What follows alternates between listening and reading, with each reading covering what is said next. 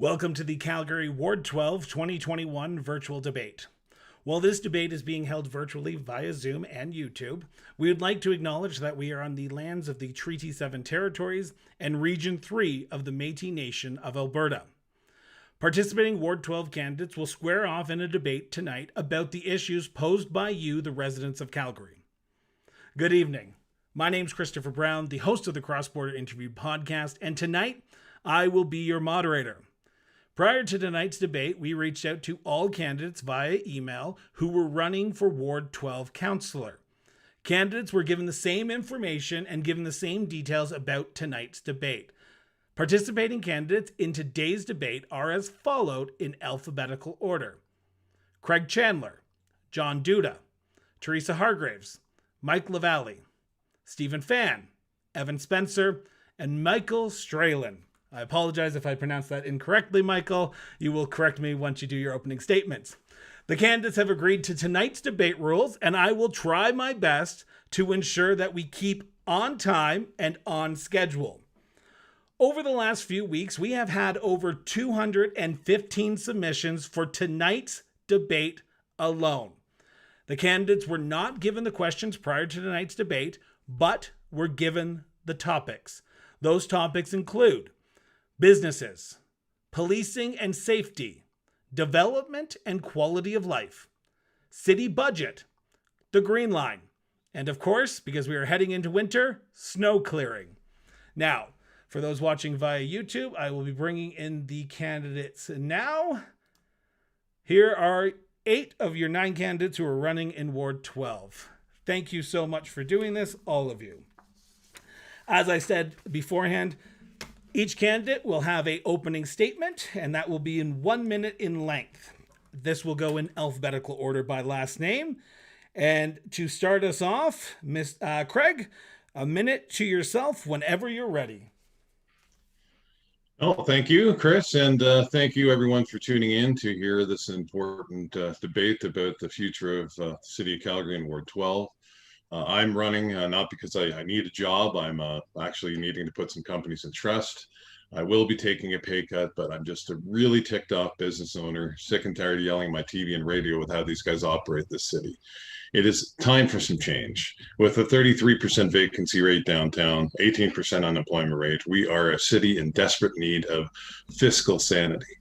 And I really encouraged from what I'm hearing at the doors, and I understand your issues about taxes and other things, but I think it's really important to have experience and people who understand the different jurisdictions really of what we need to pursue and focus on. We got to stay in our lane as individuals at City Council, and right now our current City Council is a disaster, and we need change, and I am that change. And thank you so much for tuning in. Appreciate it.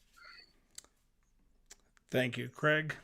John, minute to yourself whenever you're ready. Hello, everyone, and thanks, Chris, for putting this together. My name is John Duta, and I call New Brighton home since 2014. The name on the October 18 ballot will be John Chubby Hubby Duta, because my clients know me all by the name Chubby Hubby. I have an engineering degree in forest management, and I've been graduate from Concordia University with an environmental certificate in waste management. I'm the owner of 2 small businesses that I've built from scratch, and all my Canadian life I volunteered in various ways. Right now I'm part of 2 boards of directors, one being the New Brighton Community Association for the last 5 years.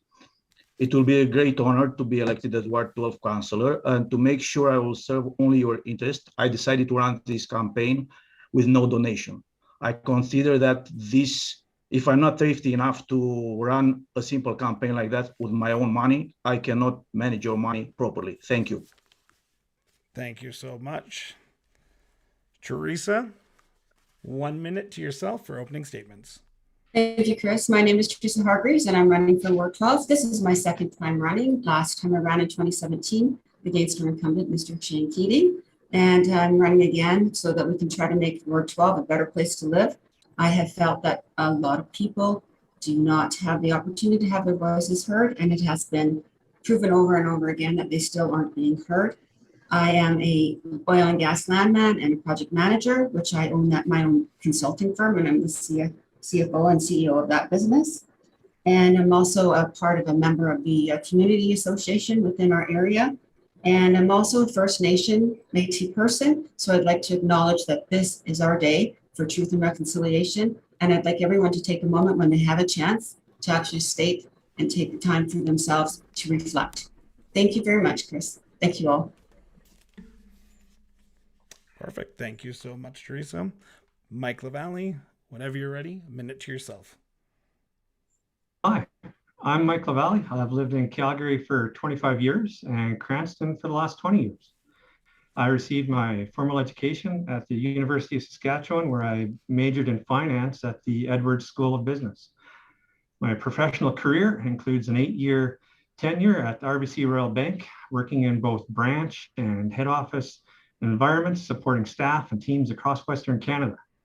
For 12 years, I held management positions in automotive industry here in Calgary. And for the last 7 years, I've operated my own internet consulting business, partnering with Alberta, Canadian, and international companies to deliver solutions to our customers. I've been a volunteer, organizer, official, and coach with various groups and sporting organizations over the years. And I believe that those with the means and ability to make a positive difference in their community should do so. And that's why I've submitted my candidacy to represent you on council for Ward 12. Thank you. Thank you. Stephen, minute to yourself whenever you're ready. Thank you, Chris. Thanks for hosting this. Hello, everyone. My name is Stephen Phan. I'm a son of a Vietnamese refugee. My father came here in the late 70s as one of the last boat people. I'm a tech entrepreneur, small business owner as well myself, and I've been running our family business for the last 13 years here. I've also am a born raised Calgarian, grew up in the South here and lived here my entire life, and would love to impact some change. And I think it's time for a new generation of leadership. And I would love the opportunity to be your voice in Ward 12 here and to effectively make some changes for the betterment of our city and for future generations here. So thank you so much. Thank you. I just want to remind our candidates, if you're not mic'd, please mute yourself during just getting some feedback on my end. Next, we will move to Evan. A minute to yourself whenever you're ready.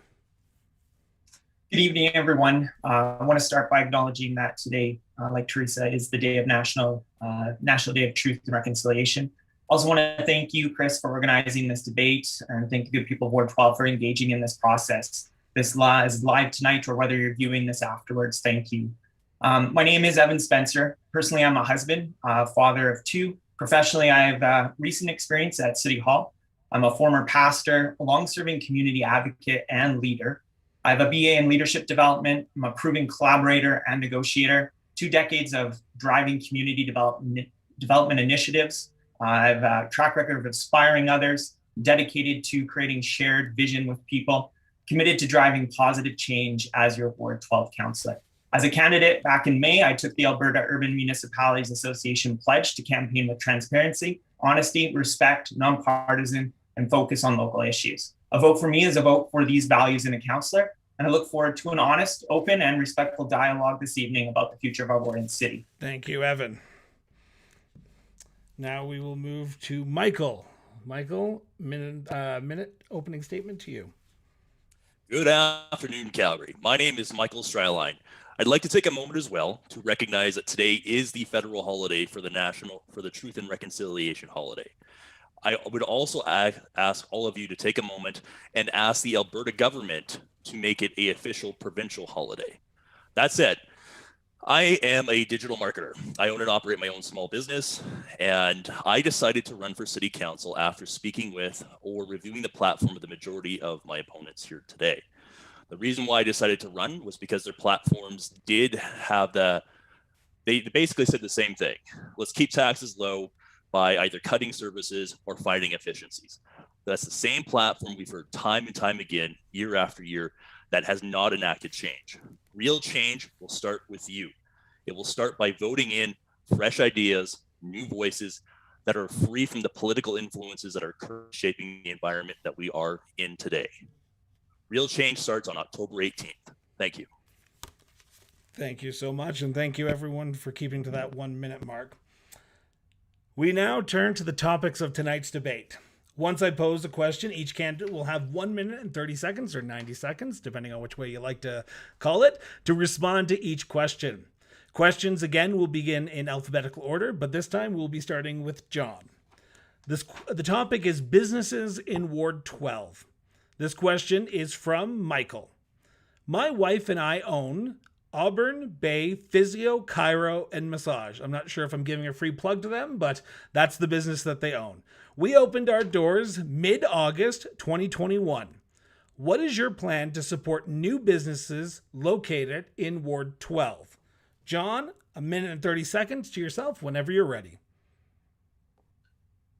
Hello, everybody. So the plan to support the small businesses would be first, and part of my campaign, assuring that you have normal traffic in the Ward 12. Yeah, we don't have those bottlenecks that are constantly growing. Okay, this is a secondary support for the businesses, but it is important.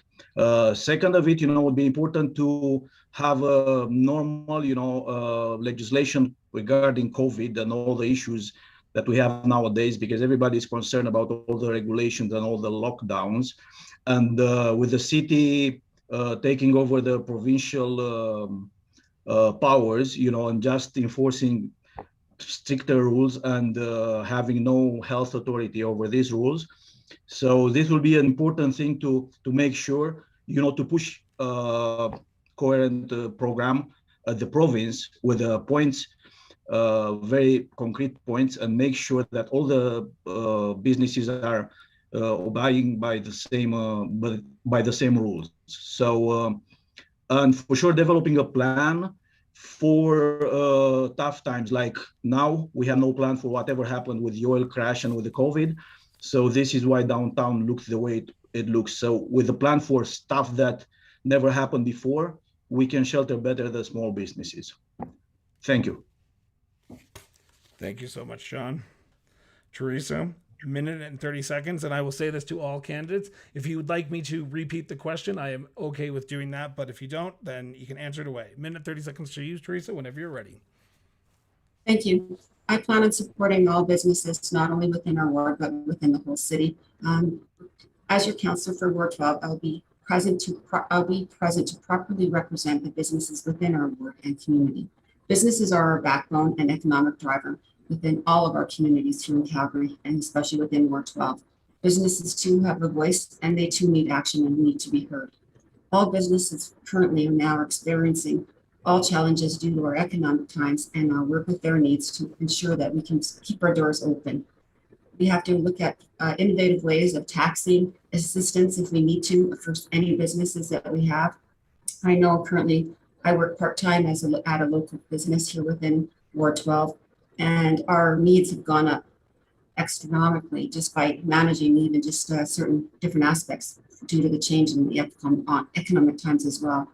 So therefore, it's time that they have their voices heard, and keeping our employees safe and driving more and more businesses, allowing them to come into our ward, and by working with other wards and communities to gain more of an open-minded thought so that we can actually attract more businesses and build more opportunities here within our ward. So that's basically all I have to say. Just want to be the voice and be heard and work with people together in order to get what we need and employment happening within our Ward 12. Thank you. Thank you. Mike, minute and 30 seconds, whenever you're ready. Yeah, thanks, Chris. I think with just supporting small businesses, not only in Ward 12, but across the city, there's two things really that I would like to focus on, and one is taxes. In last year for 2020, the business or the non-residential tax rate was capped at an increase of 10%. If taxes are going to go up at a cap rate of 10% every year, you're going to see doubling of your taxes in around 7 years when that compounds. And that is going to be very tough for small businesses to endure. So we need to do the best we can to find those efficiencies. And all we need to do is find 1% in our operating budget to keep that tax rate at zero for small businesses. The second thing I like to address for small businesses is that they need to be able to draw their customers and their patrons from a larger area, not just from a 5 or 10-minute walk around. They need to be able to draw from a little bit further out. So we need to make sure that we keep things like parking available for the businesses. The city recognized this during COVID when they relaxed some of their parking restrictions for businesses so that customers could pick up items in a retail or food type environment. But we need to address that for small businesses and not overdevelop their industrial or commercial complexes so that customers can actually get there and patronize their business. Thank you. Thank you so much. And next we will go with Evan, a minute and 30 seconds, whenever you're ready. Oh, sorry. I apologize. Stephen, I apologize. I skipped you there. Stephen, I do apologize. Stephen, a minute and 30 seconds to whenever you're ready. It's all good, Chris. Thank you. So I have firsthand experience in the business sector. Having my own tech startup and running a family business, I know how challenging it can be. And I think support needs to be there for all businesses throughout Calgary, whether that's looking at short-term tax incentives and grants and just helping small businesses out.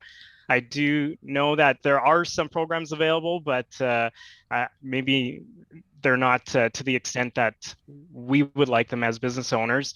I know from also my tech startup how challenging it can be to have to finding and having resources for us to even get our idea off the ground. So we definitely need to support small businesses as they are the main economic driver as well in the city.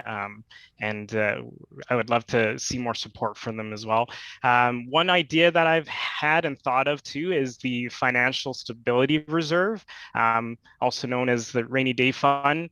There is a large amount of money there that we could dip into and use to help small businesses in the interim during our given our economic situation right now. So yeah, that's what I have for small business. I'll leave it there. Thank you.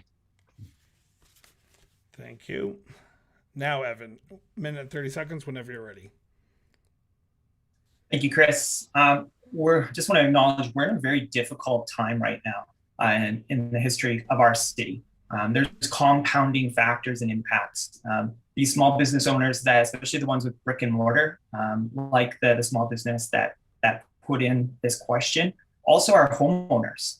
They're paying bills and they're getting hit with the increases on both sides. How did we get here? I mean, we saw massive tax increases in the non-residential from 2016 to 2019, just off of the heels of us losing over that $60 billion in oil and gas revenue from 2014 to 2016.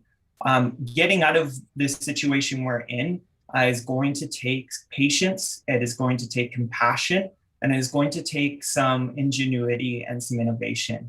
I will absolutely be pushing for business tax relief.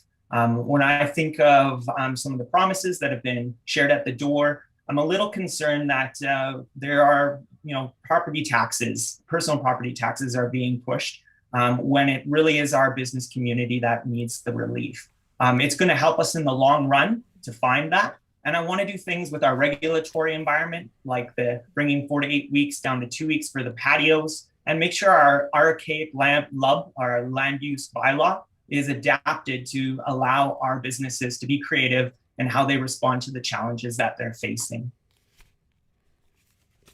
Thank you. Michael, minute and 30 seconds to yourself. Okay, so as a digital marketer, I'm actually used to helping small businesses. It's actually what I do every day. The biggest challenge that we've got is, first off, we need to listen and consult with these small business owners. Every business is going to be different. Their needs will be different. But in the long term, what businesses need is access to customers. So what we need to do to improve that is we do need to add additional density so that there are more people living around these businesses. More people, more customers, more money for these businesses. If you take a look at West End Village, that has a high level of density and is a walkable community, those small businesses they're doing okay. Pandemic's a bit tough, but they're doing all right. That's step one. Step two is, as everyone keeps mentioning, taxes are going up. Taxes are going up because our downtown is empty. And realistically, the best thing that we can do as a city is to start investing heavier into economic stimulus programs that will attract new business and new industry to our city. Because if we can start filling up that downtown vacancy rate, that will help bring up property taxes for the city of Calgary by increasing the tax base and not necessarily increasing the tax rate for everybody. But that is a long-term solution. As Evan said, it's going to take patience. It's going to take compassion.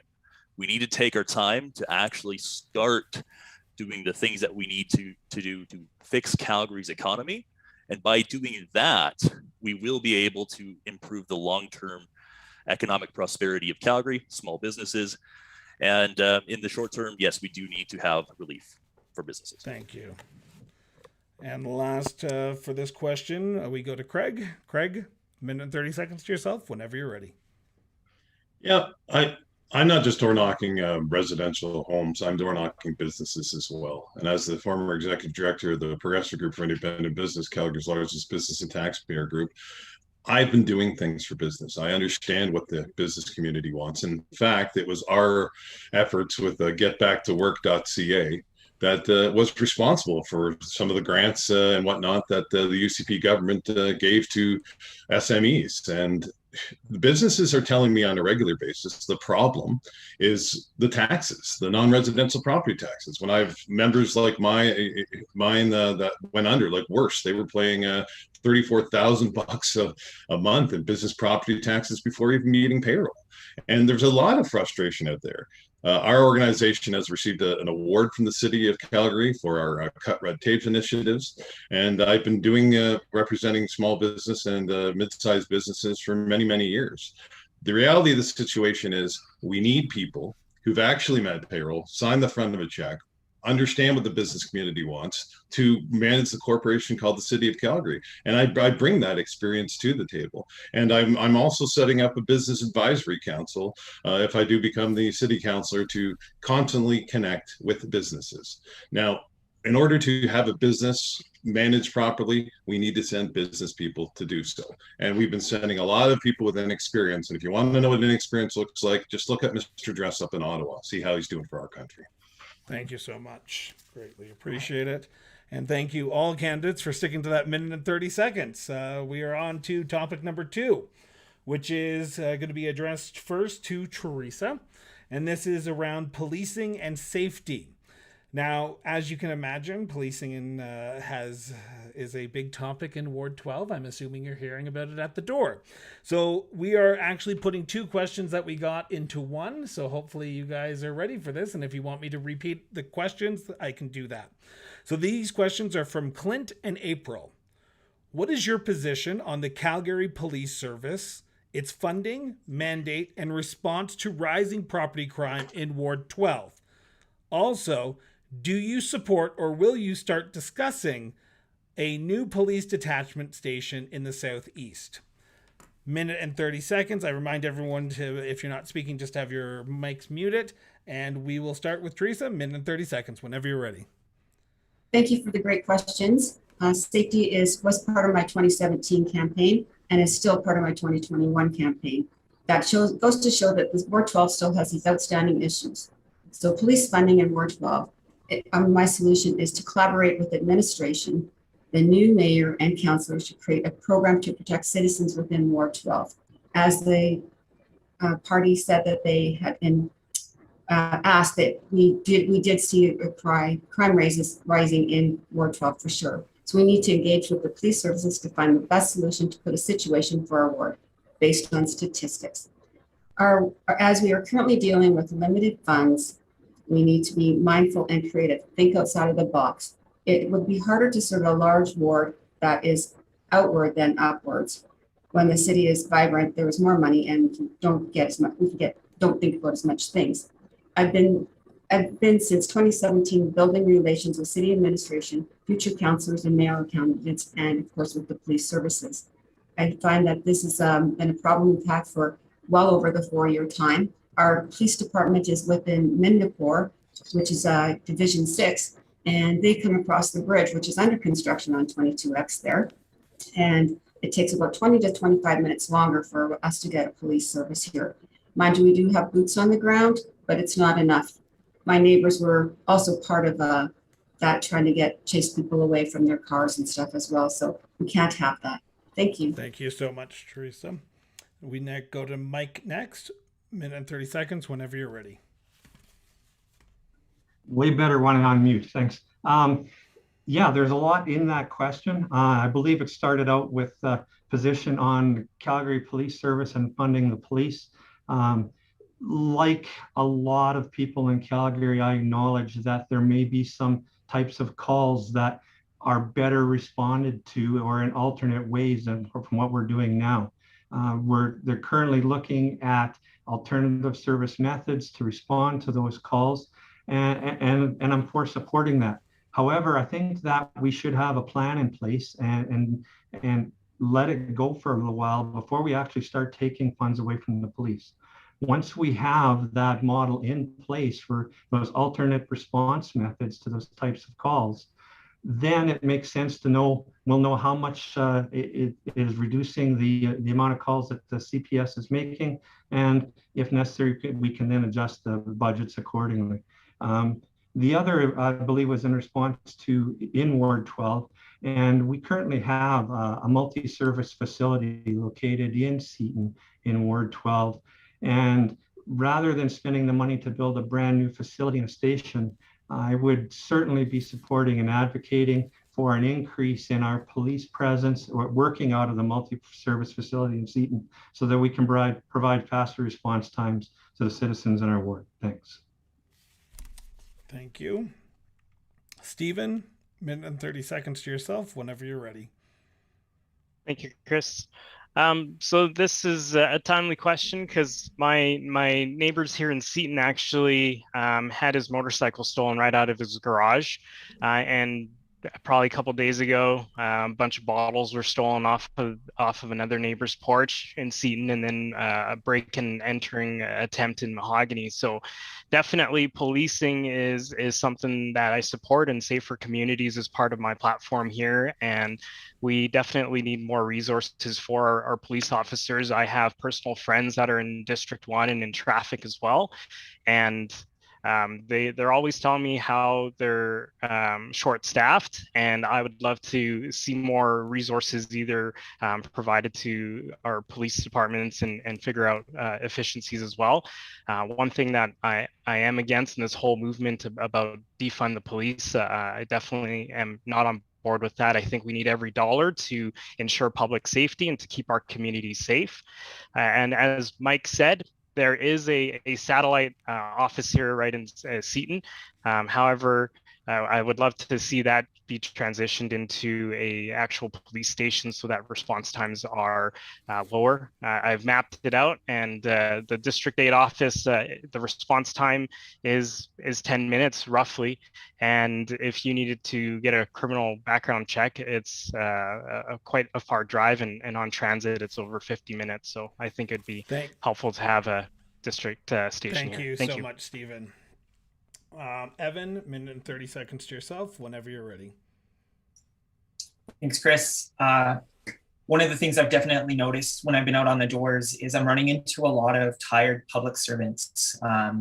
Things are stretched thin right now in Calgary, and police officers are definitely among that. I would want to see increased service if possible, and I do think having a physical location would allow us to better allocate the human capital, the full-time employees that we have within the police service. So I don't know exactly what I would do, but I like the idea of maybe like a tax increment financing that the developers enter into with the surrounding housing and businesses to pay off a new facility over a stretch of time. I think that could work quite well. Beyond that, though, I think there are a lot of things that we can do as residents to get involved in ways that is not vigilantism, to take safety into our own hands and to help create great feelings of safety within our neighborhoods. There's appealing principle number 7 says that the police are the only citizens that are set aside full time to advocate for our safety. And we can do a lot if we organize our blocks, just to look out for each other and to make sure that crime is pushed out.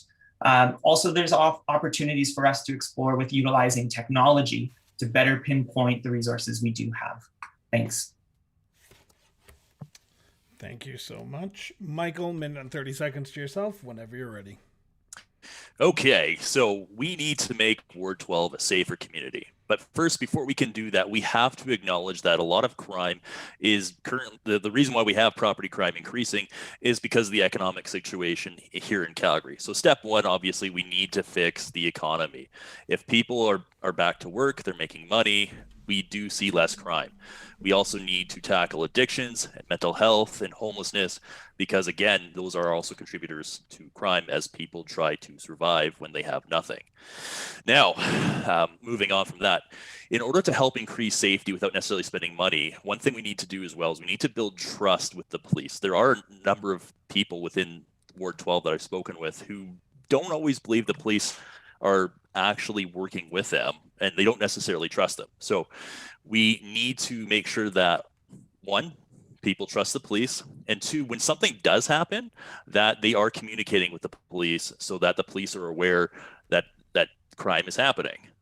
Secondly, I would absolutely support a dedicated police detachment here in Ward 12. And as Stephen said, their detachment is far away.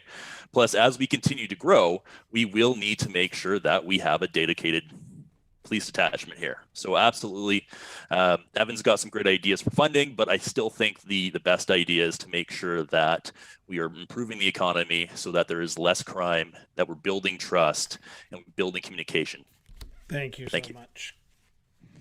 And next will be Craig, a minute and 30 seconds to yourself whenever you're ready.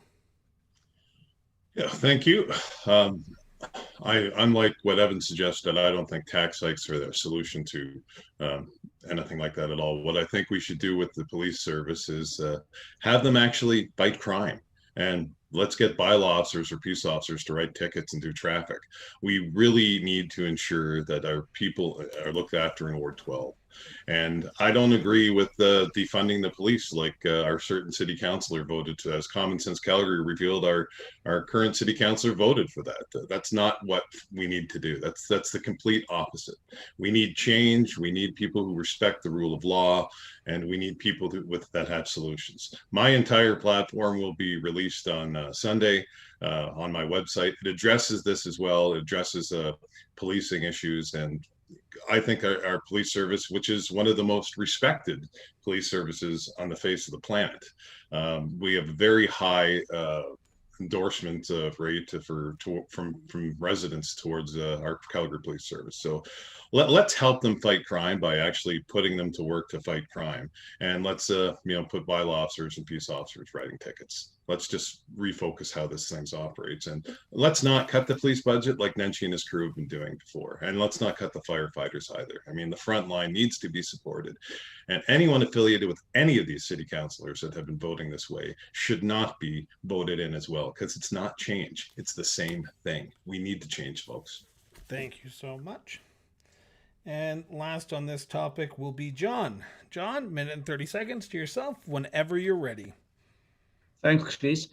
So as a part of the community association, just before this COVID pandemic started, we had a very nice program with the police being part of our meetings. They were public meetings, and everybody who had a real issue in the community, we let them know, and they could have pop up and just have a safe, in a safe environment, no pressure, nothing, just to talk with the police.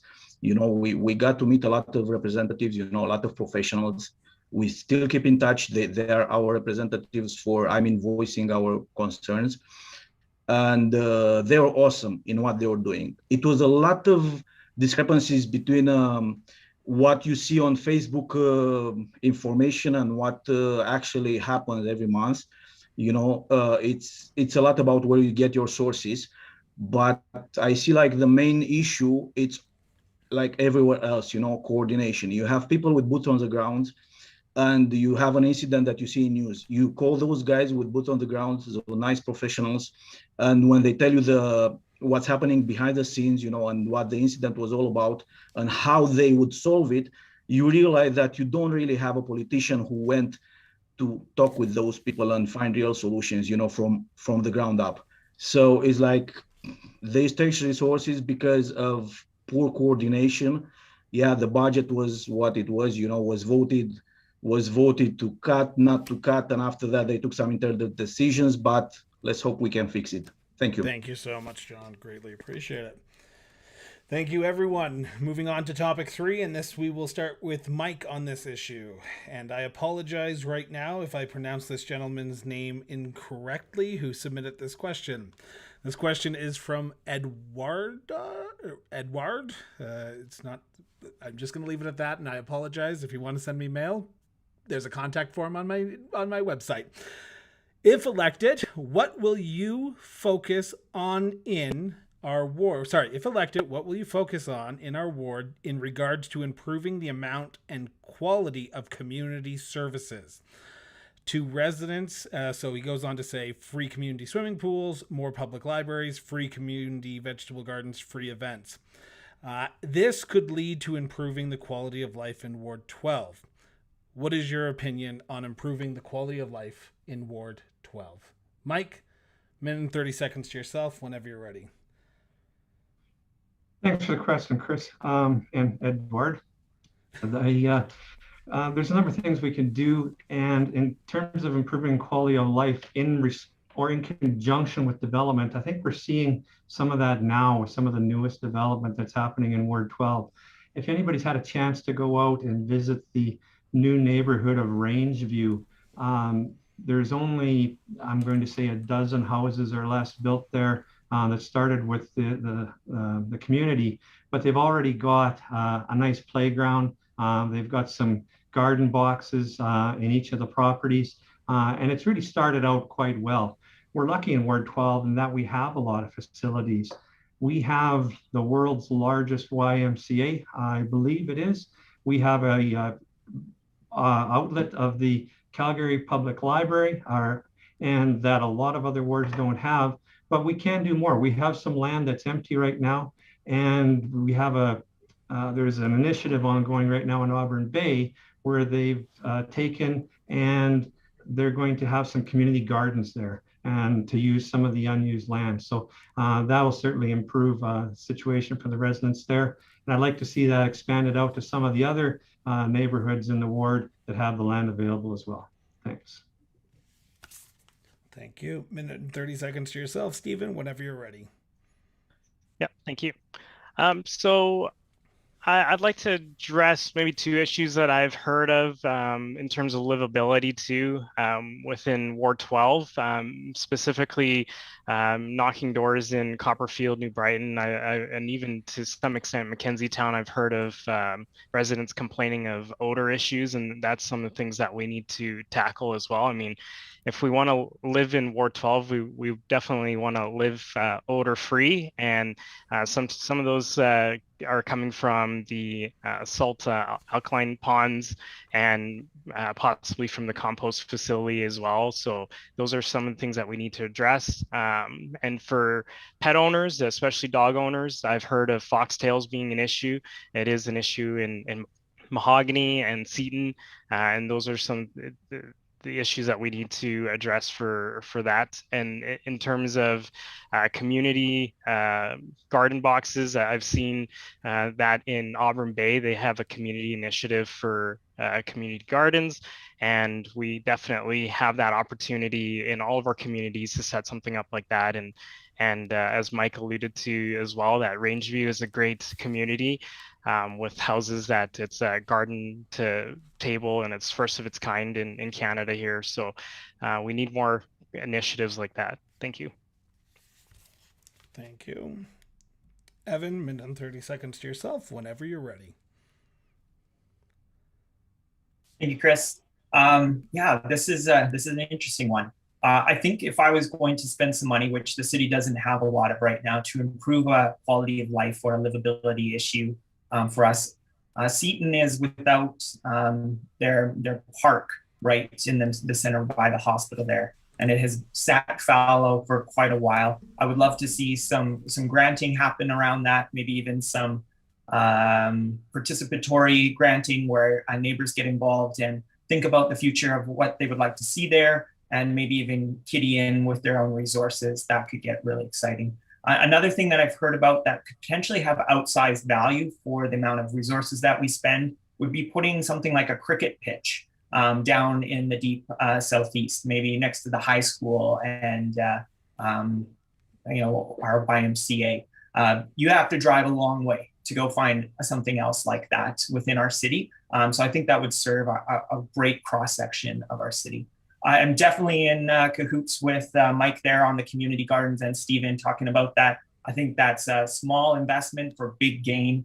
And then also, as Stephen has mentioned, and I'm sure Michael will after me, this is great about the door knocking. We've really, and the counselors that are running, the foxtail, the smells, the safety issues, 130th, all of these things we're hearing and we're encapsulating, and hopefully Ward 12 will be well served as soon as we have the resources to tackle those projects and improve the quality of life. Thank you. Thank you, Evan. Michael, minute and 30 seconds to yourself whenever you are ready. Okay, so we need to improve the quality of services in the community.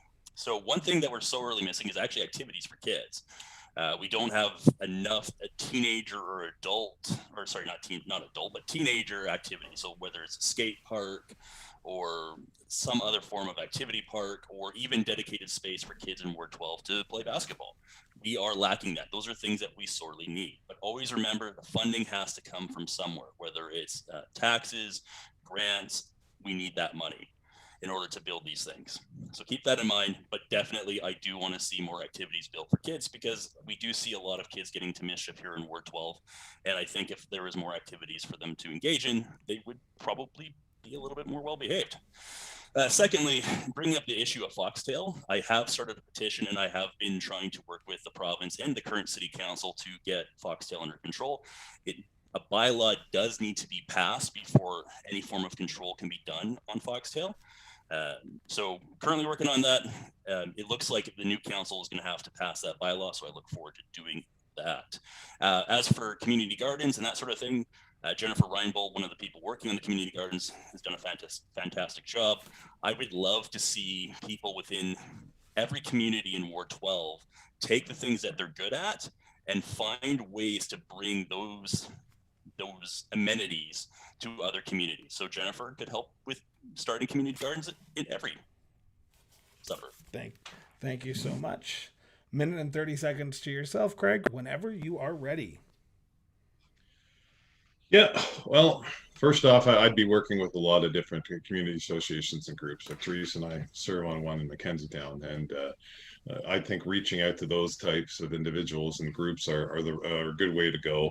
Foxtail is an issue. I walk my dog literally every day, and in Auburn Park, we go to the dog park there. But stench mitigation, McIver didn't even fix it. Or Johnson didn't fix it. Keating sure didn't fix it. So Keating's office, it's been ridiculous how long stench mitigation has been an issue in Ward 12, and somebody needs to do something about it. And I'll push to do so. But also quality of life is things like having access from 88th and Mahogany, or punching through 130th. That will also increase the quality of life too, because people can spend less time on the roads and actually get home.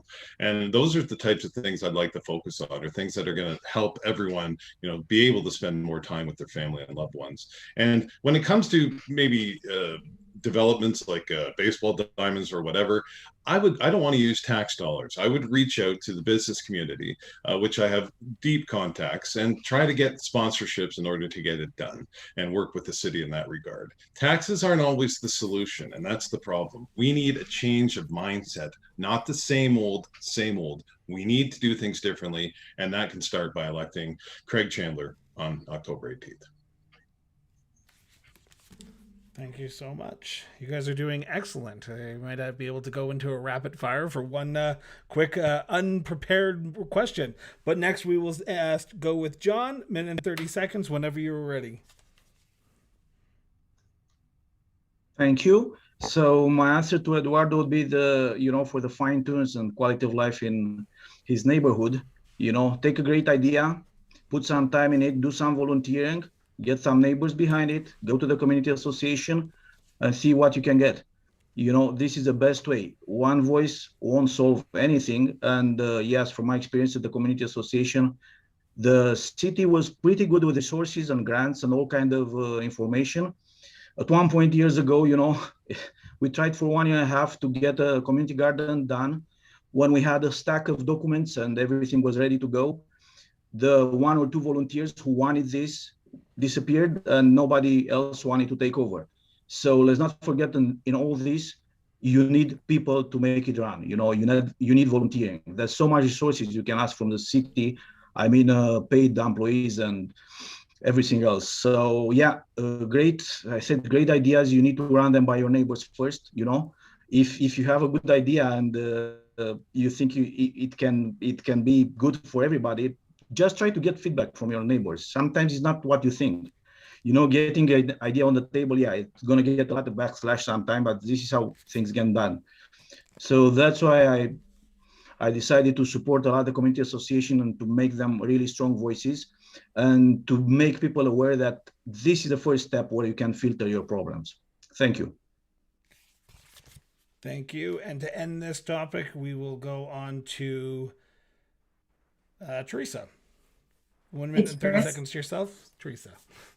We're blessed within Ward 12 to have a multicultural, young, established, and seniors within our communities. We have a vibrant and sense of pride. However, we've been promised over many, many elections that we will have a green line here. This is going to be very important for us to one day finally get that green line to come here. So as Craig said, we can have access to some of our amenities we have within our ward, such as the train going straight down to Seton. We can then go swimming at the new YMCA instead of being stuck in traffic. We also need groups within Ward 12. When I'm out on the streets with my Talk with Teresa show, the seniors asking for a place where they can go and just meet up. We have a lot of seniors within Mackenzie Town who don't just live in the seniors' residence, but they live within their own homes and they have no place to go. So they sit in the coffee shop and that's where they go. Our teens also need a place to go. They too need to have a sense of security and a place that they can express their creativity. And same with our little youngsters, they need a place to go as well. Currently, we're working with our community association to create a cost-minded, budget-friendly programs for all ages. And don't forget, we also have businesses also that are local, that are doing things for our whole community, family-oriented and young, old, and all. And we have such things as Movie in the Park.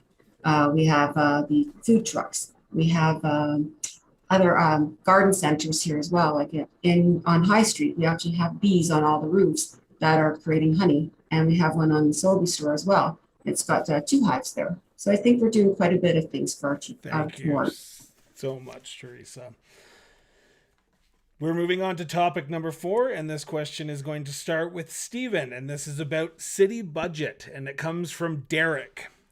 Derek would like to know, what specific policies or actions will you introduce in order to ensure that Calgary's operational budget does not continue to outpace the city's revenue? Whenever you're ready, Stephen, minute and 30 seconds to yourself. All right. Thanks, Chris. And thanks, Derek, for that question. I'd like to state first and foremost, I think the city administration has been mismanaging our tax dollars. You look at the surplus that they had last year, they did post initially $98 million. And then further, later on, they revised that to $219 million in surplus. And I did quick math on this. It's almost about $550 for a family of 4. So that just tells me that they're overtaxing us and they need to either lower our taxes or figure a way to make that better for all families and individuals in Calgary here. One of the big things that I propose, and I'm sure it might be in a few other candidates' platform here, is zero-based reviews. I'd love to see our city implement those recommendations on the reports that have come out. And it's more of a surgical precision that we go in to analyze the city budget and each department head and figure out what efficiencies that can be found. Just like running a small business, you got to find efficiencies.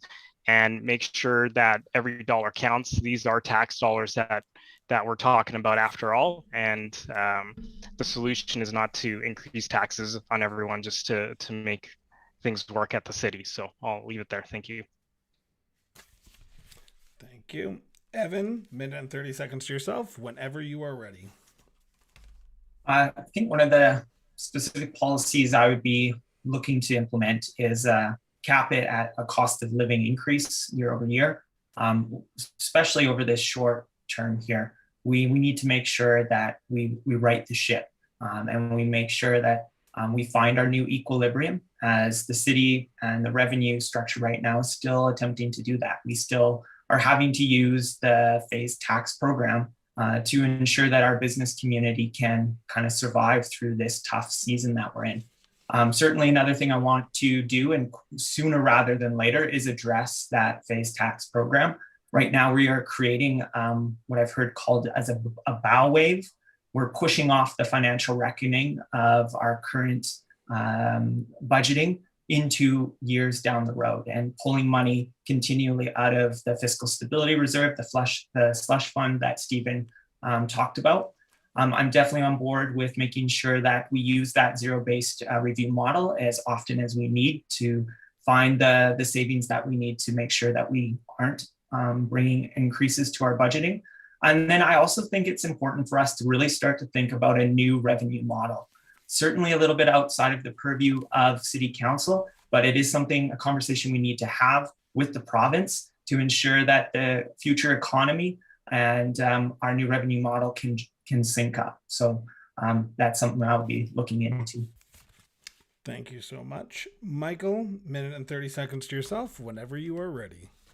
Okay, so we need to make sure that the city's expenses is not outgrowing its revenues. So first off, I do believe the city actually already does perform zero-based budget reviews already, so that is not something new.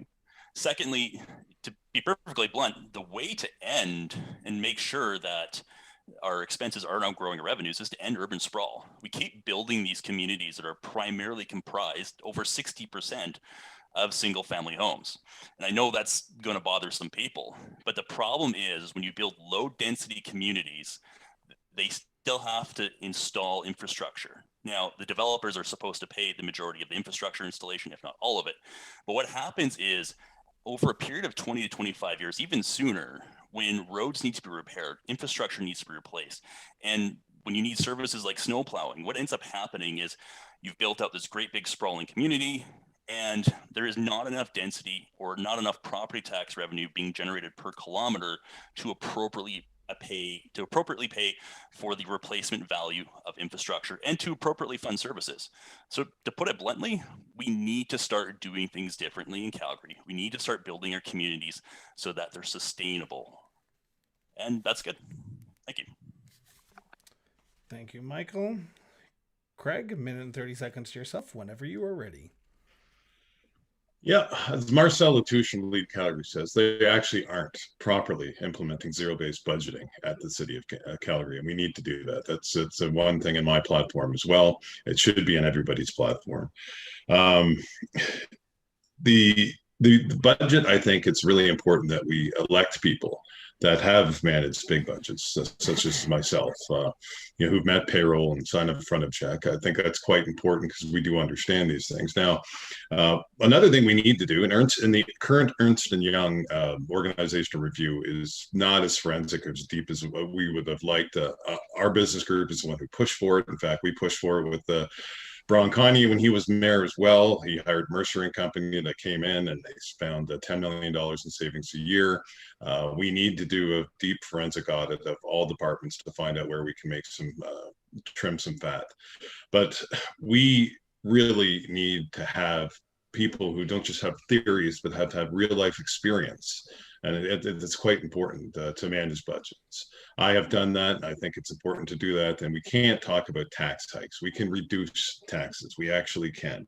We just need to look over what our wants and what our needs. And I will communicate with the constituents on a regular basis.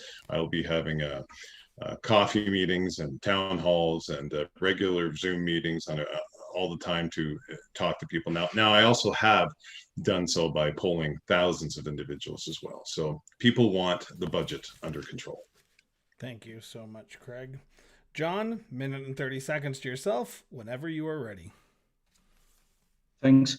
So I won't talk about policy that I will implement once elected. I will just talk about transparency and accountability. You know, we saw so many expenditures, you know, so strange ones like in the arts department. Now it's not under the city anymore. But how many millions you need to waste and how much public rage you need to get in order to get things changed. And, you know, yet there was no accountability. I mean, we didn't see any loss of job or some other reprimands. You know, it's like you are in a private company and first mistake or second mistake, you are out. So really accountability is a big thing for things that were done and for things that will be done from here now. We have great literature out there. You know, we have all kinds of studies about the councillor salaries. We have that big report from the Canadian Taxpayer Federation. So we don't need to reinvent the wheel. We don't need to promise stuff that we cannot do. You know, we can, I personally will just take all the information available now, put it together, you know, gather some data from specialists and see what can be done. But for sure, we need to rebuild a lot of departments in different ways. And we have capable people. I met a lot of capable people, dedicated people, but really the chain of command kind of holds them back from doing stuff or from giving input. So yeah, more communication to the lower levels and accountability and transparency. Thank you. Thank you so much, John. Teresa, minute and 30 seconds to yourself whenever you are ready. Thank you. I'm going to put my project manager hat on at the moment. The costs for our projects are way over budget and are unacceptable to Calgarians and to myself. So speaking as a project manager, with these overturns, if they would occur within my private sector or any type of business, why is it so acceptable at city level? We need to find innovative ways to reduce costs and make hard decisions to get city projects under control and getting people back to work to build such infrastructure that is required. We also have the SAVE program within City Hall as well. So we need to dig further into that budget and plans and find out, is there more ways that we can save even more money? Can we reduce maybe some consultants and start hiring employees that are proud to do their job and want to be there and protect their jobs and have somebody to be accountable for?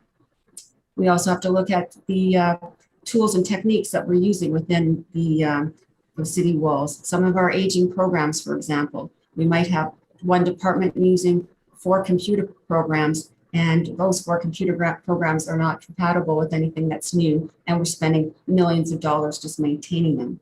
We also need to align our city budget with the provincial budget. Our budgets are out of alignment. We do all of our budgeting in November, and the provincial budget does theirs in May. Therefore, we're always 6 months behind. So we have to start working towards having better communication with our federal and provincial budgets. Thank you. Thank you, Teresa. And the last for this topic will be to Mike. Mike, minute and 30 seconds to yourself whenever you are ready.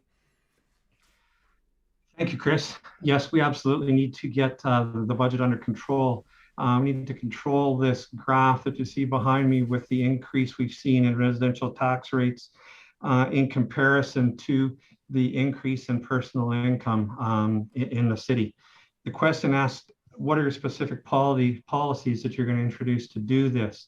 My specific policy revolves around the SAVE program that's currently underway at City Hall right now. What the SAVE program does, or Solutions for Achieving Value and Excellence, is it gathered suggestions from all the administrative employees as well as counselors, and in conjunction with a consultant started putting those ideas to work. In 2020, that program generated about 2,500 suggestions, but at the budgeting time, we only implemented 22 of them. So there's a lot of soil to till there yet and advantages to get out of that. My idea to build on that and not reinvent the wheel, but to build on that hard work is to take and open up that plan to suggestions from residents, as well as members of the business community, because that's going to become even larger a pool or base or funnel of ideas that we can put in place.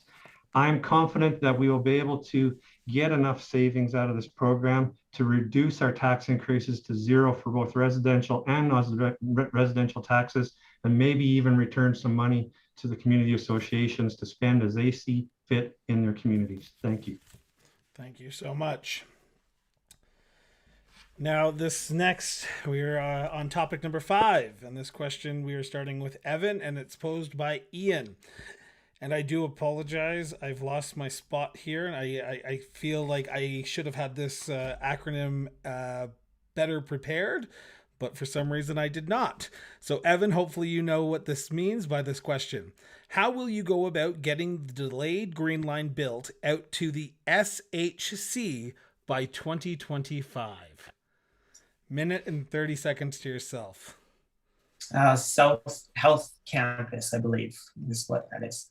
There you go. So minute and 30 seconds to yourself on this. There we go. Okay. I mean, we're in a place right now where we have a good chunk of the funding that's needed for this critical infrastructure project. And certainly it's going to be incumbent on us as councillors in the deep southeast to push hard to make sure that that line gets to Seton in as most expeditious of a fashion as possible. One of the things I want to avoid is starting right away in an antagonistic battle with a city councillor in Ward 3 or another part of the city, that we start fighting each other from the get-go to get access to those funds. I think we need to come up with a collaborative process and work together as city council to again ignite advocacy, resident advocacy, talk about the great implications of this project. Michael did a great job kind of laying out sprawl. One of the best reasons to fight sprawl, and one of the best ways to do that is to change how you develop your city. Public infrastructure projects like the Green Line incentivizes density and mixed usage and pulls us out of that infrastructure gap slowly but surely. So I think ultimately we need to get away from the fighting. We've been fighting over this project too long. There's delays attached to that, which means there's money attached to that. So let's not fight the other part, the north. Let's work together and for a win for all Calgarians. Thank you so much. Sorry about that. My dog was barking, so I did mute myself there. Next, we will go to Michael. Michael, a minute and 30 seconds to yourself whenever you're ready. So I absolutely agree with Evan. We need to have a collaborative approach on council. The best way to get the Green Line built as fast as possible is to avoid combat. We need to make sure that when we're discussing solutions that we are understanding the pains of every Calgarian. If we understand the pains of every person in every ward, when we go to council, we'll actually be able to have good constructive conversations that will allow for us to get access to that funding, get the Green Line built, and also address the issues of the other wards. The Green Line isn't just going to benefit Ward 12, it's going to benefit all of Calgary. A city will only function well if you have a great transit system. Now, obviously we do work fairly well without one, but I'm meaning in the long term. When the city grows to over 2 million people and we have a lot more cars on the road, if we don't have alternative transit options to give people an option to get to work, we're going to be in a bad place. I mean, going on Deerfoot at 3 o'clock is already pretty crazy. So if the city grows to 2 million people, it's going to be crazier. So yes, we need to get the combat out of the Green Line. We need to get it built. We need to do it collaboratively. And we also need to make sure that we have really good communication with the province and the federal levels of government, because they are our partners in getting this built. Thank you. Thank you so much. Next, we will go to Craig for a minute and 30 seconds whenever you are ready. Yeah, we definitely need to lobby more aggressively and have somebody who's representing Ward 12. My focus is Ward 12 first, because that's what we're running for is Ward 12. Now, we do need to work with other city councilors, of course, to do that. I have a proven track record of actually doing that. One of my best friends, a lot of people don't realize, is Councillor Cara, and he's quite left-wing, actually, but we get along. There's a lot of people you'd have a drink with but wouldn't vote for, but you can be friends with. And, we do need to work together. I'm a little upset with what Brown Kanye did when he was mayor and bought up some land and sold it to the city while he was the mayor. Now we have an ethics commissioner post that, which is good. But I've been waiting since 1995. So all of us have who have been living in the wards for this long. We need the south leg done. I don't know how we don't have transit down to a large hospital like Seton Health Campus. That's unbelievable. And the nurses and whatnot I've talked to are even frustrated that the buses aren't coming there when their shifts are off and at the late shifts, and they have to take an Uber, and they're frustrated. And that hasn't even been resolved. And by the current city councilor and those who worked for him, we need some change. And change isn't going to be change isn't going to happen with more talk. We need action. That's why we need business people elected, so we can get things done and get this city back to business. Thank you so much. Next, we will start with John. Whenever you're ready, John, minute and 30 seconds to yourself. Thank you. A lot of people bought houses 20 some years ago in this neighborhood just because of this promise of green line. So yeah, it's one of my priorities, but can I promise you it's going to be done when we are working on it for 20 some years?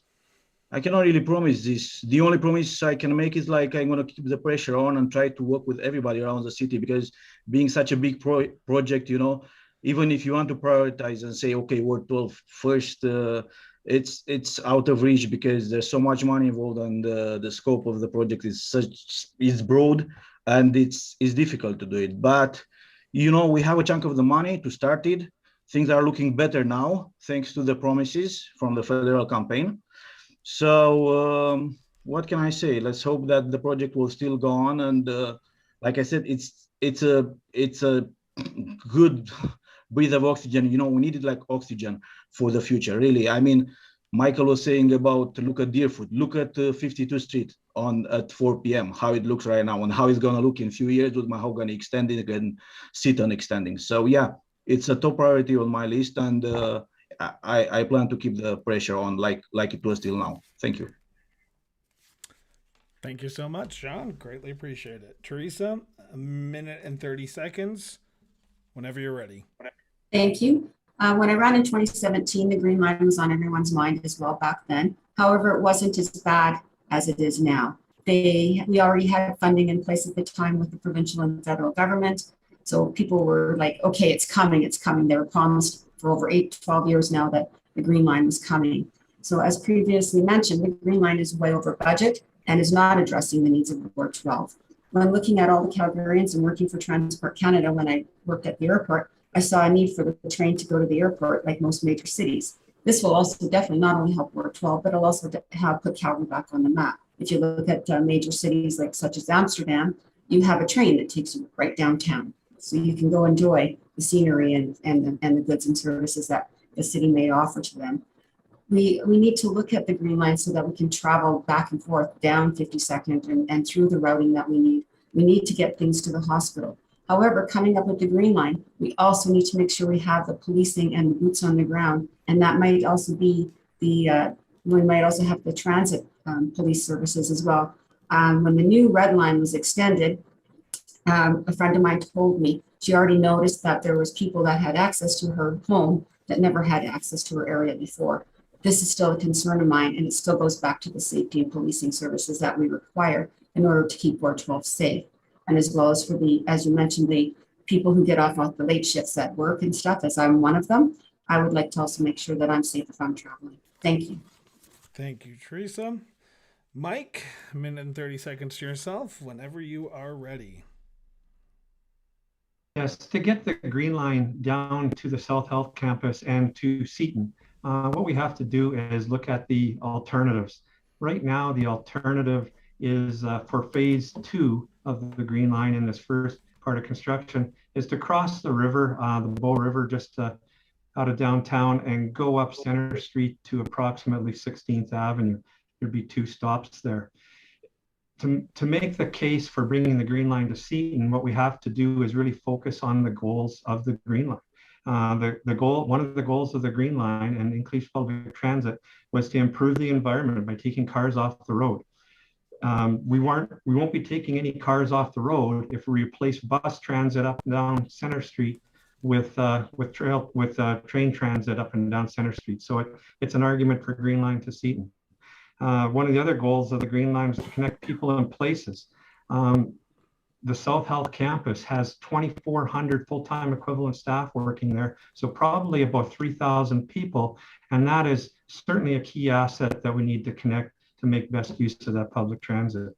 And the third is to increase the quality of the service.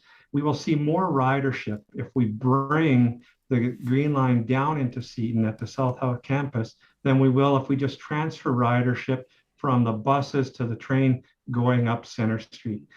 If we put all those ideas together to show that it makes sense, I'm confident that we can do what we need to do to bring the Green Line down to Seton.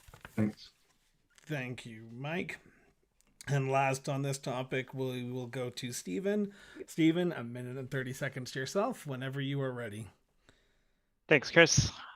So I think we all can agree that the Green Line is a need in this area, especially having lived in the South here. I would say that the Ward 12 is probably the fastest growing ward in Calgary, and I'm surprised that there isn't transit down here. And when I first bought my home in Auburn Bay in 2010, that was one of the big selling feature.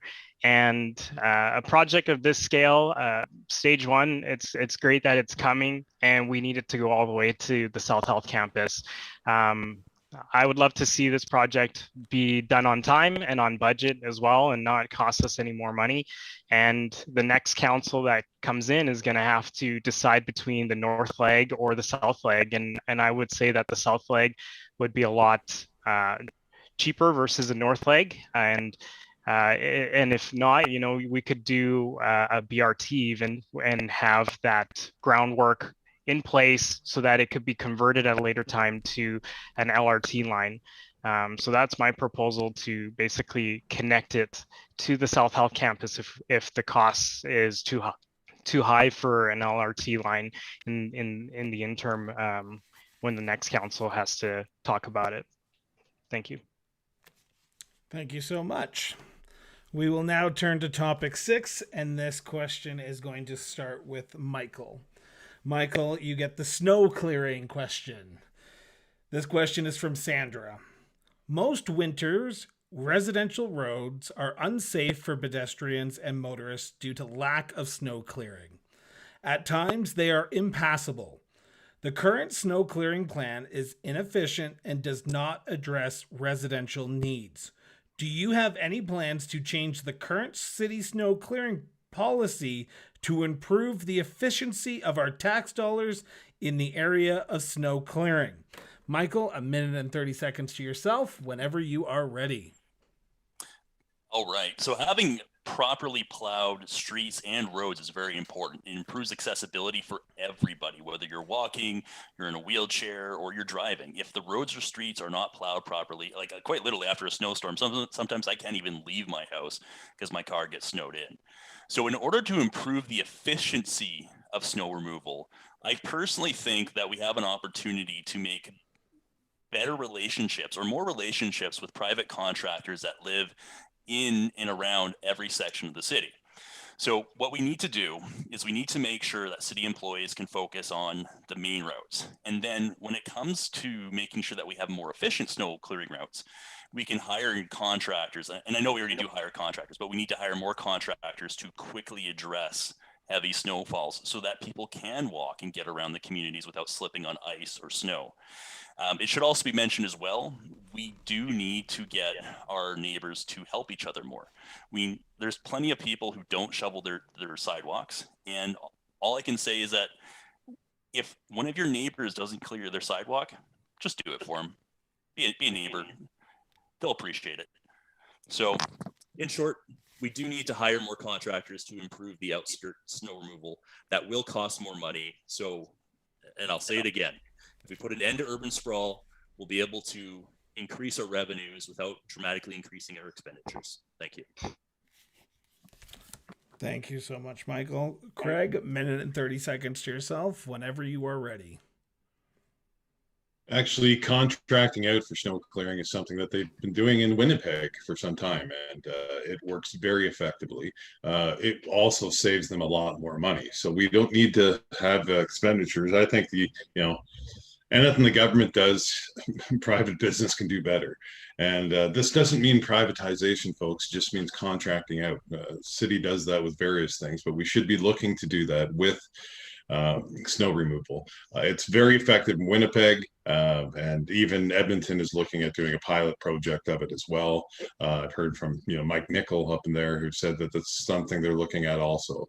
So we need to do things differently. We need to save money. We need to post-COVID, all levels of government are a little out of cash, and I just think finding alternatives, working with the business community would be a much more effective option in this particular regard.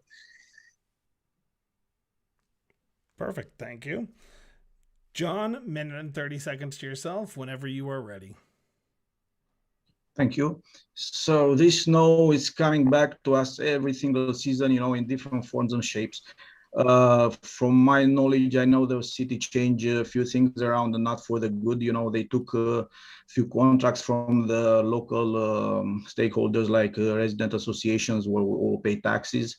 They were doing an awesome job, but the city took some of those areas. Again, the residents, even us, the community association, when we get the question for some areas, who's in charge of snow removal, we have no idea. We need to ask around. For now, for example, even if it's still nice outside, we got a question about those engineer pathwalks, between the parks and the sidewalks, and it's whose responsibility. Yeah, it's a great area and it's the homeowner's responsibility. Unfortunately, they can get ticketed if that is not cleared. The resident association was cleaning it at one point, liability issues and all kind of other stuff. So for sure we need to rebuild it, and it's frustrating when people are asking for better services and everybody's asking for snow angel programs and you plead for your neighbors to help. And in the same time, you have a bylaw that forbids the small contractor who's willing to put his time and his equipment to volunteer and clean everything. There's a bylaw that forbids him to go and clean volunteering in the community just because some incident happened. So we need to look in every single aspect and to rebuild it. For sure, it's not good what's happening right now. Thank you. Thank you so much, John. Teresa, a minute and 30 seconds to yourself whenever you are ready. Thank you, Sandra, for the question that you posed. I totally feel your pain. I totally understand where you're coming from. Snow clearing in our ward is a huge priority. There has been many winters where we can't even get out of our neighborhoods, and we've lost car parks that we find in the spring.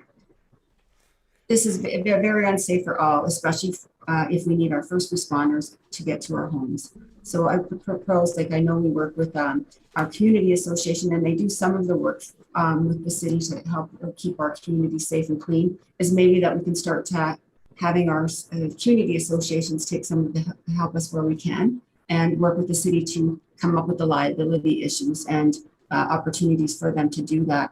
We also need to start looking at the Snow Angel program a little bit more. I shovel my neighbor's walk, they shovel mine, especially if we're not around or we're busy, because we all have busy lives. So I know in my neighborhood and on my street that works for all of us.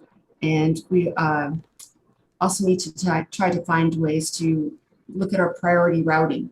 Do we need to do downtown first when you can't even get downtown because your buses are trapped in your homes and you can't even get out of your homes? So maybe there's our ideas there. We can start looking at the priority routing of snow removal and see how we can manage that to be better for us. Maybe look at something like start with 52nd and Deerfoot's already under the Alberta government, and then continue working within our neighborhoods from there. So there's a lot of different opportunities to look at when we get into the budgets and ideas. Thank you, Sandra, for your question. Thank you, Teresa. Mike, a minute and 30 seconds to yourself whenever you are ready. Thank you, Chris. I believe the question was, do you have any plans to change the snow clearing policy? And the answer to that would be yes. In Ward 12, we have a number of higher density neighborhoods where the roads are quite narrow, and once the vehicles are parked, it's almost impossible for two cars to pass in the summertime, let alone the wintertime when we get a snow event like we did just before last Christmas. I would like to see a policy put in place where when we have a major snow event like that, we activate those extra services and those outside contractors if necessary, combined with a way to have allow citizens to do some extra clearing when they have the resources as well, so that we can get out of these neighborhoods for sure. I don't want to get anybody too upset, but if you look at our budget line from last year in 2020, which included the major snow event we had, transportation, which includes snow removal, actually came in at $78 million under budget expenditures for the year. Very disappointing news to hear when people are trapped in their neighborhoods. So I think we've got room to implement a policy to run a plow down, and maybe not a plow, but a front end loader, and get those narrow streets cleared out during those extreme events. Thank you. Thank you, Mike. Stephen, minute and 30 seconds to yourself whenever you are ready. Yes, so I really think that we should explore public-private partnerships or contractors as well, and hiring them to assist the city in clearing snow. Not only is that going to help with that accessibility, but it also delivers a higher level of service to all Calgarians and the taxpayers here. I think it is very important that we make it so that our roads are safe and accessible for all. So I love how the city has done pilot projects, and maybe this is one of those that we can explore and experiment and figure out if a public and private partnership actually works for the city, and if it's beneficial to the city, and then proceeding from there. Thank you. Okay, and last will be to Evan, minute and 30 seconds to yourself. Yeah, snow clearing is an interesting one. It's also very expensive. Winnipeg was referenced. Winnipeg pays a lot of tax. I'm sure part of that goes to those private contractors. So Ward 12 just isn't well served by the 7-day snow plan at all. It prioritizes main routes, which it has to. But what it has is kind of a lack of nimbleness in it to be able to target troublesome areas. So I've heard of neighbors waking up at 2 a.m. in the morning as trucks are kind of doing their obligatory pass down their side streets. And I would like to see this changed. I've also had reports when I was working in the council's office of a family calling 311 again and again, asking for their little section to be plowed because they had special needs. And their little bus couldn't get in to pick up their son, and the city was unable to respond. So that lack of nimbleness is a problem. I think we need a regionalized approach. We need to rethink that 7-day snow plan. That would be the policy change I would suggest. Break it out into smaller regions across the city to be able to target those resources better, the ones that we do have. I do also think that we need to incorporate the private sector. But beyond that, I think we should be incorporating Calgarians and just in general. We can accept a little more risk, have people sign indemnity waivers, and teach them how to not run into a fire hydrant, and then work together to get out of those snow events. Thank you, everyone, for that. Now, if you guys will indulge me, you guys were not prepared for this, but I'm going to ask you a 30-second question, starting with Craig. And this is just a quick question if you guys want to answer this. 30 seconds to each one of you in alphabetical order, starting with Craig. Name your top priority that you want to tackle if elected on October 18th. 30 seconds. Craig, whenever you're ready. Well, the first thing I'd like to do is I'm the only candidate that's talking about term limits. I think our current city councilor is a perfect argument for term limits. After a while, they become complacent. They don't seem to care. I just think that it will reduce costs on pensions, and it will also just get some change, which we need once in a while. Heck, if we had term limits at the federal level, Mr. Dressup wouldn't be the prime minister right now. So I think it's time for some change. Term limits would be my first one. Thank you. Next will be John. What is your top priority if you were elected on October 18th? 30 seconds.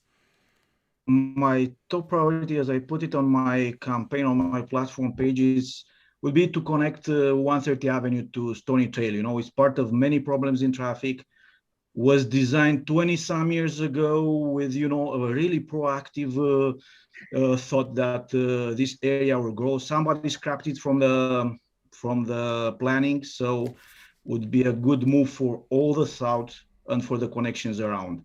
So yeah, connecting 130 Avenue with the Stony Trail. Thank you. Thank you. Teresa, 30 seconds to yourself whenever you are ready. Well, I have two top priorities, but the main one I have is digging into the city budget. I want to see exactly what that budget looks like and go from there and just really dig into it and get that done within the first 90 days of my campaign or being in City Hall. The second one I have is now to start working with our municipalities that are bordering us and starting to work with them. How can we expand? How can we do some cost sharing with infrastructure? How can we work with developers that are working and looking at that? How can we get employment going? Thank you so much. Thank you. Next, Mike. Mike, what is your top priority if elected on October 18th? 30 seconds. Top priority is to address the budget and taxation, to keep taxation, tax increases from becoming too large this year. We start into budget negotiations right away in November. This election is going to take place October 18th. It is the first thing that we are going to work on, is working on the budget, and we need to address the tax situation so that we don't see the increases that we've seen in the past 10 years where they've almost doubled. Thanks. Thank you. Stephen, top priority if elected on October 18th. Yeah, so mine would be attracting more economic investments into our city and tackling the budget and our taxes as well, and diversifying our local economy and attracting more businesses here, especially to Seton as well, as Seton's poised to be the new kind of southeast downtown as well. So that would be my top three priorities here. And I thought you were going to ask us the fun question. Sorry, fun questions are later. Next will be Evan, 30 seconds. What is your top priority if elected on October 18th? I have 5, but if I had to pick one, it would be economic recovery. It certainly impacts everything, as a few other candidates have already mentioned. I want to make sure that Calgarians stay invested in this city. We need to be careful. We cannot cut. The city has done an awful lot of work to do cuts. We have to be careful. We got to use a scalpel instead of a chainsaw with cuts. So I want to stay invested. I want to tackle the regulatory environment. Calgary has strong fundamentals, and I want to see catalytic investments happen that make Calgarians proud of our city. Thank you, Evan. Michael, last for you. Top priority if elected on October 18th. The top priority is to fix our economy. We need to start attracting new industries, new business to Calgary to fill up that downtown vacancy. By filling up the downtown vacancy, we will start to fix the tax hole that we currently have. We keep talking about the budgets, making cuts, trying to improve services, but ultimately the only way we will ever be able to improve services and make things better and more affordable for everyone is by increasing our tax base. If we increase our tax base, through improving the downtown and ending urban sprawl, we will be able to make Calgary affordable without increasing the tax rate. Thank you. Thank you to all the candidates. We are now going to go to closing statements, and this time they will be in reverse alphabetical order, but you will be given 2 minutes. So to start the closing statements for 2 minutes, and I remind all candidates to please tell the viewers and the listeners where they can contact you if they want to ask you a question. Starting with Michael, 2 minutes whenever you are ready. Okay, so first and foremost, I just want to say thank you. It's been a long road running for office, but it's been fun. I've actually enjoyed it. I've met a lot of people. I've made new friends. So all I can say is thanks, guys. I really appreciate your support, and I really appreciate the opportunity to work for your vote on October 18th. Now, I do want to say we have a problem. That problem is a lot of people are looking at the city like it's a business. Cities are not businesses. We have to remember that. Yes, we have to manage our budgets. Yes, we do have to spend efficiently. But there are certain things like fire, police, and transit and snow clearing that are not built to be profitable. So if we run a city like a business, we're going to run into some issues with those services. So just remember, we are not running a business. We are running a city. Now, when I keep talking about ending urban sprawl, the reason why I keep talking about ending urban sprawl is quite simply, we have to stop building out great big communities that don't earn a lot of tax revenue for the amount of infrastructure and services that they require to run correctly. If we do that, what will happen is we will increase our tax base.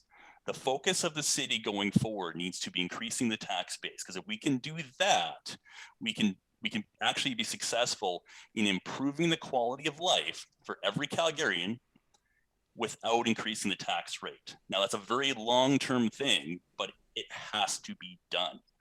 If you are interested in reading about a suburb of Chicago that ended urban sprawl and was able to improve was able to lower its taxes over 40 years while improving the quality of service, it's called the article's Political, the suburb that tried to kill the car. Great read, and it has a plan to actually make things better for everyone without increasing taxes in the long run. Now, again, my name is Michael Stryline. You can either call me at 587-435-1823 or find me online at michaelstryline.ca. Thank you again. Have a great day. Thank you, Michael. Evan, 2 minutes to yourself whenever you are ready. I also want to start by saying thank you for the privilege of being able to participate in this process. It is certainly asked for a fair bit, but I feel a deep sense of gratitude to be entrusted with even the possibility of representing the residents of Ward 12. I'm super grateful to the supporters that have spent so much of their time on the doors and working on graphics and the website and all the rest. I am in your debt, regardless what happens. Thank you so much.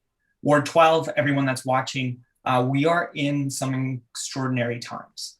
I share your concern for the future of our local governance. Our world is increasingly becoming hyper-polarized, left versus right, us versus them, and I'm willing to take bullets from both sides to help us get along, but more importantly, focus on getting things done. Ward 12, you can count on me to bring experience, ethics, an established base of knowledge from serving as a city staffer and a community for nearly a decade now. I have earned endorsements, not from what I can do for those groups, but for what I can do for our ward and city. More importantly, I have an earned respect in our ward from serving it well over many years. And I'm willing and competent collaborator that will seek out expertise and give room to other people from our ward to make vital contributions and activate Calgarians as we build back. What's the vision? The vision is Ward 12 and the city will thrive again by spending smarter, improving livability, and growing jobs and opportunities. How? 25 priorities over the next 4 years, starting with focusing on 5 in the first 100 days. Each priority with an actionable strategy that can be found at my website, evanspencer.ca. I look forward to working hard for the residents of Ward 12. Should you vote me in as your next city councillor, thank you for your time. Good night. Thank you. Stephen, 2 minutes to yourself whenever you are ready. Thank you, Chris. Yeah, I just want to thank everyone for this amazing opportunity to be able to participate in this democratic process, and to all the volunteers and residents that have opened their doors and shared their thoughts and feelings on our current city council and what they would like to see in the future here. I would like to say that I'm experienced.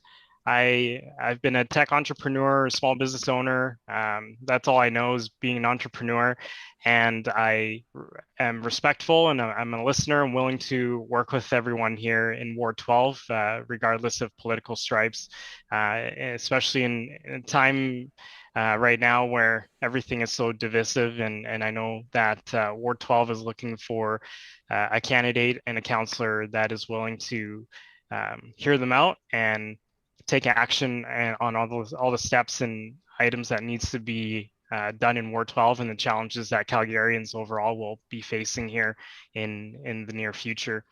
And yeah, I would love the opportunity to represent everyone here. I would encourage everyone to do your research, Go on Google, type in our names. And also, if you want to learn more about me, and there's a ton of items here that we did not cover and couldn't cover just due to the time constraints. I did release my full platform here. It's 26 plus pages. You can see that, and please visit me at stephenfan.ca.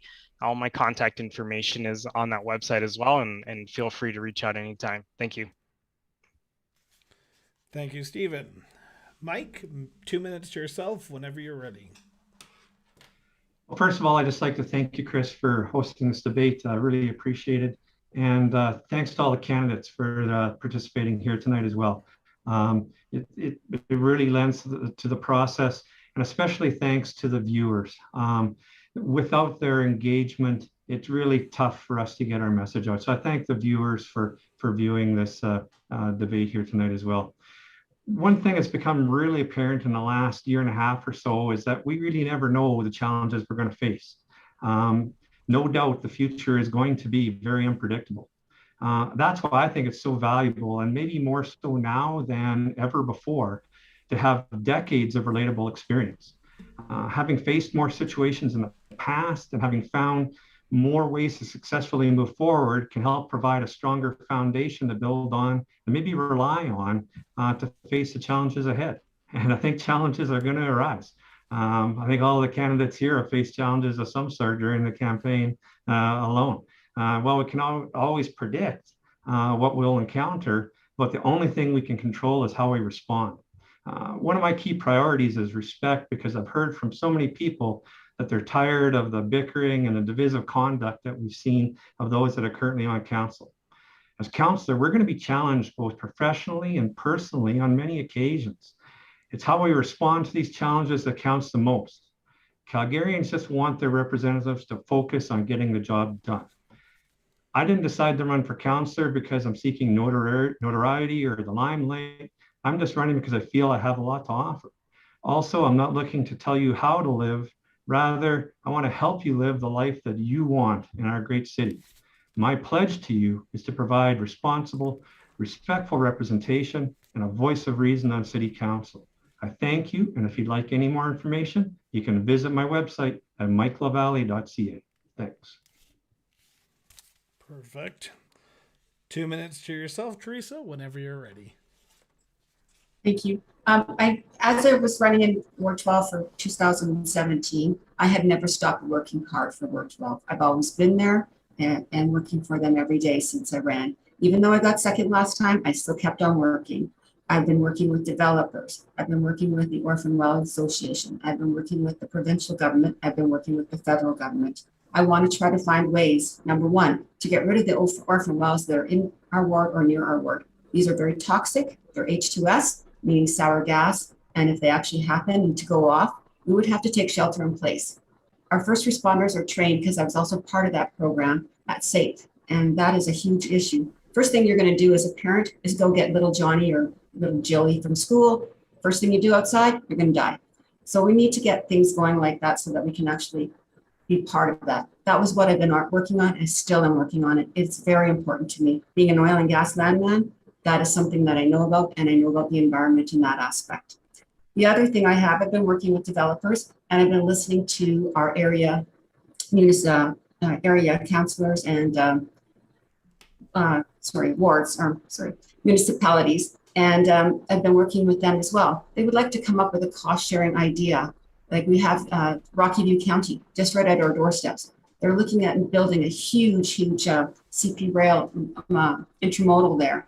And they would like to work with us to try to find ways to be innovative, to do some cost sharing. That way we're getting tax bases, they're getting tax bases, but we're also paying less than what we have. We're also getting some police funding back from Rocky View County. We're getting people out in Shepherd getting some police services, water, sewer, other things that they require out that way. So, and that's basically the main things that I'm working for. I also want to take this chance to say thank you to all my friends and family who have helped me. And if you need to contact me, and of course you have as well, Chris, in Ward 12, my number is 825-437-3153, forward12@gmail.com, and teresa@forward12.ca. Thank you so much, Teresa. John, 2 minutes to yourself whenever you're ready. Thank you again for everybody's patience tonight. You know, it was an interesting debate. If we can call it a debate, was a polite exchange of answers, questions and answers. So I would like to say that I wish my campaign logo can be applied in politics, you know, less talk and more work. Somehow we know that a lot of campaign promises are just empty words to get one vote, and yet we don't hold accountable politicians who do nothing for the entire mandate, you know. I'm more of a man of action than of words. And I feel good when something I've built has a solid foundation and serves more than myself. Sweet words are not my domain. And I want to take a pledge here. I won't promise you things I may or I may not deliver. But as counselor, I promise you that in two years, so 2 years in the office, I will find a way to get the feedback from most of the Ward 12 voters. And if you don't know about me by then, or you are not happy with what I did in the first 2 years, I will resign and I will make sure another person takes my place. On a funny part, the most interesting accusation thrown my way was that I pay too much attention to details. And this was because all the research data and the reasoning I brought at the table didn't align with other people's ideas to talk about nothing and waste money that we didn't have. I'm a proactive type of guy and try to fix things that are not really broken. Yet we see all around that when issues are, you know, totally broken, this is when we get in reactive mode and we spend a lot of money, like the public arts program in Calgary. You know, I wish at the end of this campaign, the next councillor would put together all the good ideas from across all the candidates and try to implement them for the betterment of Ward 12 and entire city.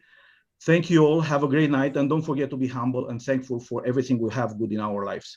John Chabi Habiduta, you can Google this one and you will find my website and all the information about me and the extensive campaign. Thank you very much. Thank you, John. And last closing statement will go to Craig. 2 minutes whenever you are ready.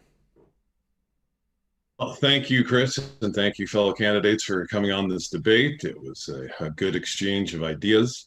Over the past year and a half, I've door knocked 32,000 doors, dropped over 140,000 pieces of literature, had 6,792 people respond to the online survey, and we've made 13,000 phone calls and are continuing.